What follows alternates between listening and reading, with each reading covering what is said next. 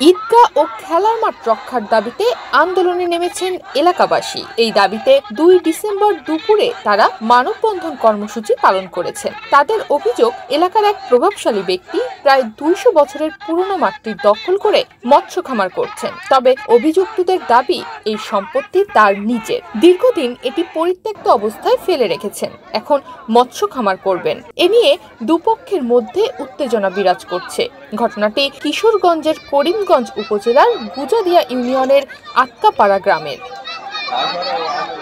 Double million offer Walton fridge কিনে পেতে পারেন 20 লক্ষ টাকা, রয়েছে কোটি কোটি টাকার নিশ্চিত উপহার। আটকাপাড়া গ্রামের প্রায় 1.5 একর জমিটি দীর্ঘদিন ধরে ঈদগাহ ও খেলার মাঠ হিসেবে ব্যবহার করে আসছেন এলাকাবাসী।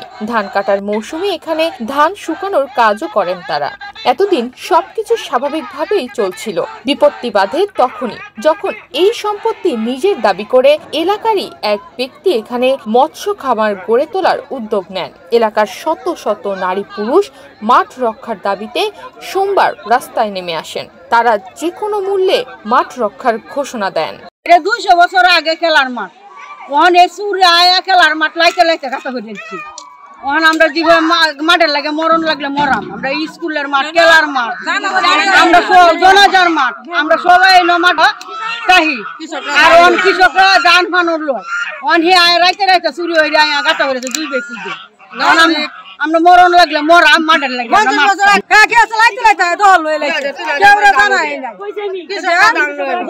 বল খেলে এটি সব কিছু রয়েছে। এই মাঠ এক কালো লোক এসে আমাদেরকে বোয়া দিয়া মাঠ দখল করে নিতে চায়। এই জন্য আমরা প্রতিবাদ মানববন্ধন করেছি। এই মাঠে স্কুল আছে, মিনারা আছে, নামাজ পড়ে, জানাজা নামাজ পড়ে, আমরা ধান মাড়াই করি। বিভিন্ন মানুষের কাজে এই মাঠ দরকার। ফুটবল খেলার মাঠ পাশে আমাদের এই যে বৈশাখ মাসে বড় ধান এখানে চা শুকানো হয় এবং গ্রামের সকল মানুষ মৃত ব্যক্তিদের জানাজা করা হয়। এখানে আমরা 200 বছরের কাছাকাছি মাঠ, আমাদের এই মাঠ অবৈধভাবে খনন করা হচ্ছে। অপরদিকে জমিটির দাবিদার ব্যক্তিও জমিটি নিজের দখলে রাখতে মরিয়া। এটা আমার বাবা প্রায় 22-23 বছর পূর্বে কিনেছিল। তখন আমার বাবা চাকরিতে ছিল, সেনাবাহিনীতে চাকরি করতো, যার জন্য জমিটা পতিত ছিল। আমরা এটা ব্যবহার করতে আসছি না, আমরা তখন পড়ালেখা করছি, চাকরি বাকরি করছি। এখন আমাদের প্রয়োজন, এখন আমরা জায়গায় আসছি, এটা আমাদের আবাদ করার প্রয়োজন, আবাদ করার জন্য করতেছি।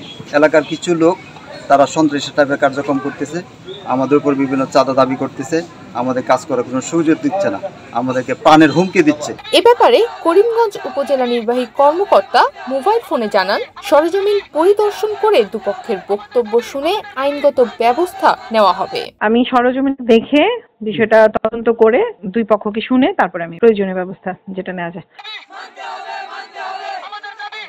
তনিমা রহমান, বাংলাদেশ প্রতিদিন।